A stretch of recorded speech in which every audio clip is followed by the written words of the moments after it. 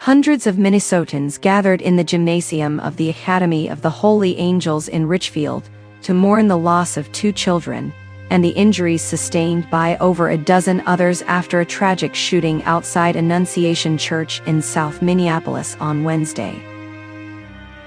Bernard Hebda, the Archbishop of the Archdiocese of St. Paul in Minneapolis, led the mourners through a Catholic prayer service. He reflected on the inscription at the front of Annunciation Church, which reads, "House of God, Gate of Heaven."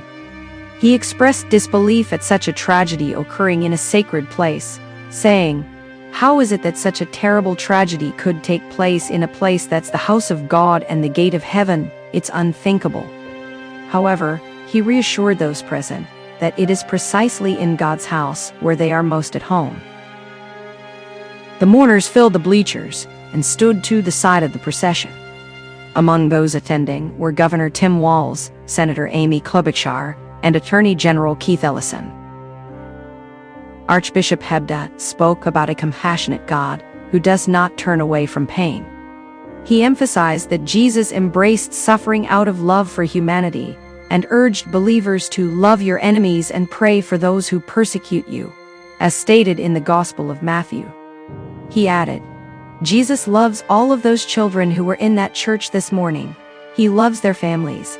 He loves the shooter. He loves all of us." Michael Thomas, a member of the Mille Lacs Band of Ojibwe, attended the vigil because his 14-year-old son was present at the Mass during the shooting. Although his son was unharmed, he was deeply affected as his best friend was shot and is recovering in the hospital. Thomas had chosen to send his children to private school, believing it would be safer than public school.